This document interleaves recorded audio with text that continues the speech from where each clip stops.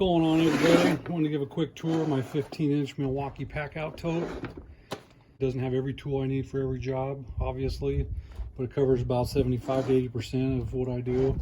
A lot of work that I do is electrical in nature, hanging ceiling fans, replacing receptacles, putting in timers, smart doorbells, security cameras, that kind of thing. There are a couple tools in here I don't see anybody else really talking about, especially as a handyman. So we're going to cover those.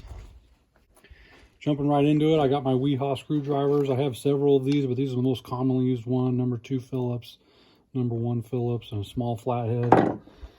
I use my 11-in-1 Klein here. I don't use it so much for the tips, but I use it for the nut drivers.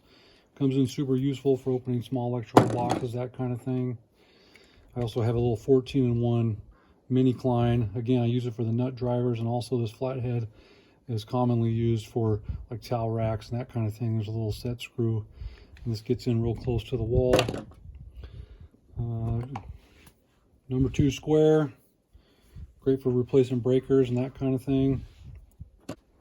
This guy here's one that people don't ever see anybody talking about. This is like a Yankee style flathead for removing wall plates. I got it in a 2-pack. The Phillips head never gets used. It's sitting in my drawer of unused tools. This guy gets used on every electrical job. And here's this guy that I don't see talked about a lot. This one's made by Ideal. I believe it's called a combo head. And here in the United States, every type of receptacle or light switch, the screws on it, it looks like a Phillips head, but if you use a Phillips head on it, especially with a drill driver, they want to strip out real easy. This combo head fits perfectly, doesn't slip. I also keep a tip in my tip cassette that I'll show you later. A couple more electrical tools, insulated needle nose and lineman style pliers, obviously for twisting copper over, screwing it onto the terminal, and this guy for twisting bundles of wires together before you put them on the wire nut. And I've been through a couple set of wire strippers. These are the Southwire ones. They got a great cutter on it. They got all the common gauge wire stripping. This is also something I don't think people talk enough about is these little bolt cutters that are built into a lot of wire strippers. So I buy one size pack of the 832 and you screw it in there, shear it off, back it out, and you've got whatever size screw, and the threads work fine after that. I think rounding up the electrical tools on the side pocket here is my no contact voltage tester. This is a Greenlee brand, had it for years. I keep a spare in my junk drawer over here. This guy hasn't failed me yet. The clip broke off immediately, but works great, takes regular batteries. Scissors. I keep a small pair of 2-3-inch utility scissors.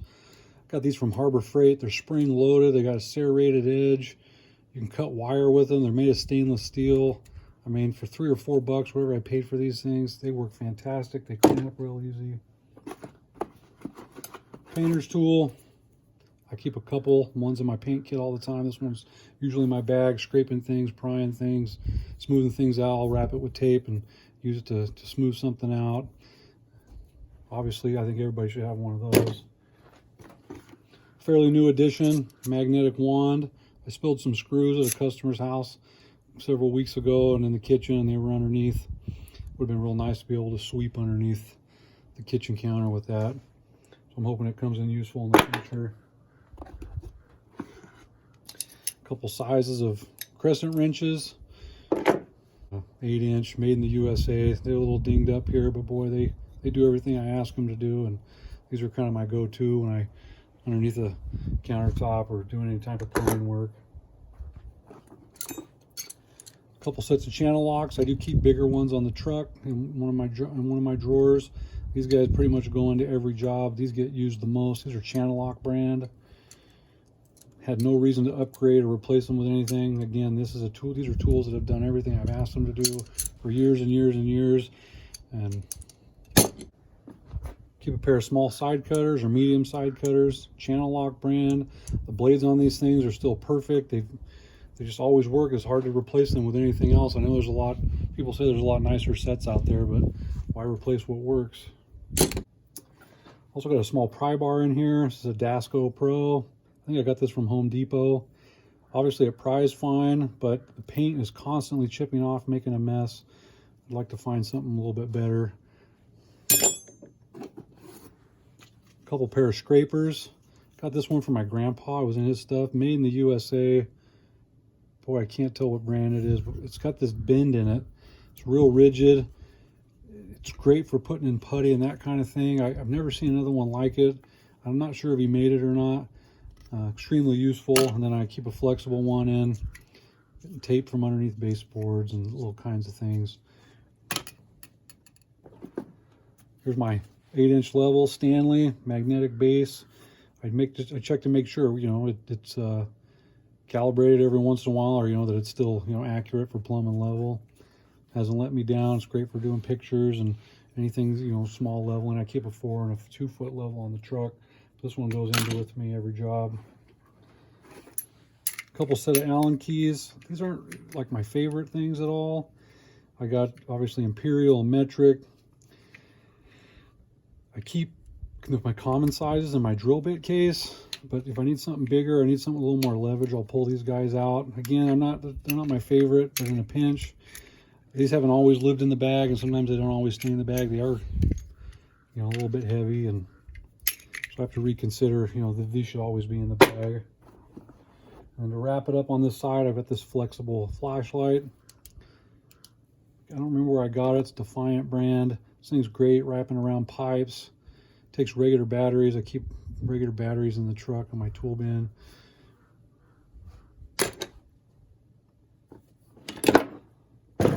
This side I keep two gear wrench riches, 1/2 inch 7/16 toilet bowl bolts, common sizes here in America for plumbing and that kind of thing. A couple real fine pencils. Anytime I'm doing baseboards, I keep my real fine nail punch here on the side of the bag. I keep bigger ones in the truck for doing framing and that kind of thing. Electrical tape, I need to add some more. Paint wrench. This side, I keep 3 different color markers. A snappable X-Acto knife. These guys, I've got several different style of utility knives. I carry a fastback usually, but this guy's in the bag. It carries the blades. It's super ergonomic. Just, again, it's one of those useful tools. It does everything I've asked it to do. It doesn't get jammed up with dirt and that kind of thing. Here's my itty bitty mini crescent wrench. This is a new addition. Found this at Home Depot, along with this little set of crescent wrenches. This thing is pretty useful. Doesn't have a lot of deflection, but this thing's a complete piece of junk. It slips down here at the bottom. It doesn't want to engage. It's the way that it was machined. Tried peening it over. This thing's just a pile of junk. I don't even know why it's in the bag still. And then tape measures. I keep a variety of tape measures, 100-foot, 35-foot Stanleys. But these fast cap tapes are just the best. I can hand them to anybody that is relatively familiar with measuring things. They can see things down to the 16th.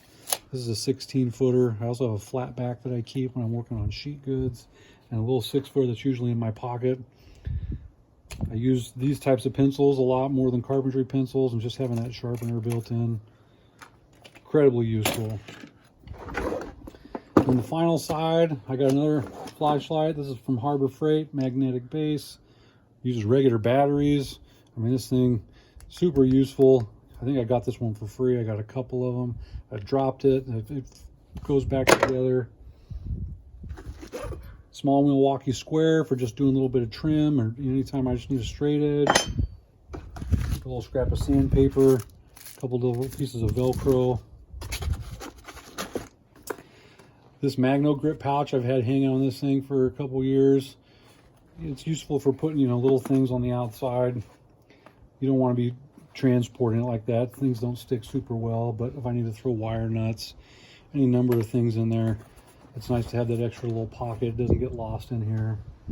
In this pocket, I keep a paintbrush. Obviously not for painting, but something I find myself doing at a lot of customers' houses is I'm going in and out of their doors, sliding doors, and sweeping out the tracks on the sliding door with my little DeWalt 20-volt vacuum, and vacuuming it up and shooting it with some dry lubrication. Man, the door works so much better. It's just one of those things that people really think that it's a value add. I got my drill bit index. Over the course of the last year, I've really kind of ironed this thing out. I've got everything in here that I would use. real common one is this #4 metric for doing flat pack furniture. I mean, everything that comes out of China is metric. Everything that comes outside of the States is metric. I bought a pack of these, a variety of sizes, but the #4 is the most common.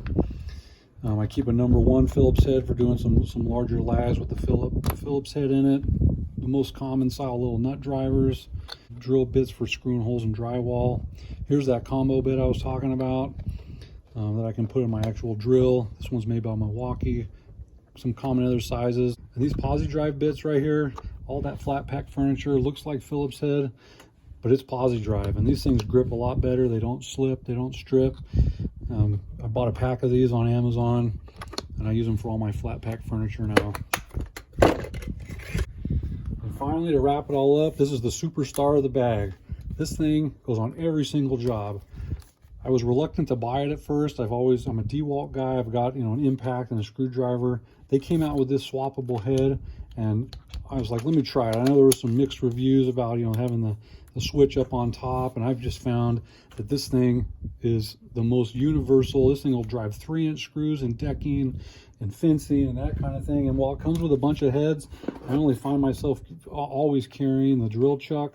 This thing's in the bag with me. You can put a drill bit in there, swap it out real fast, back and forth, and it just works great. It's super useful. The battery lasts forever. I keep a 2 amp-hour on it and a 1.5 in my little junk drawer. But this thing is incredible. I'll wrap it up. I want to show you my junk drawer real quick. I do keep Packout stuff in my truck, and one of my drawers, or a couple of my drawers, is where I'll swap tools in and out. So I'm going to pull up and you can take a look. I'm not going to do a whole tour of my truck today, but I do just want to show you, this is kind of my junk drawer at the top.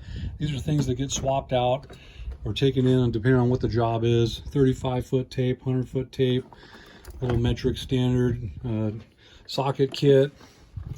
This is a fairly new addition. This Bosch kit I had to order from overseas for a countersink bit. Keep a headlamp in here. I keep the other heads to my Milwaukee M12 driver, stud finder. Tried so many. This one works fantastic. Laser tape, a couple extra pencils, 3/16 drill bit for doing, getting into places for 2x4s and putting in 3-inch screws and that kind of thing. Anyway, folks, that wraps it up. Thanks for taking the time. Love to hear your comments.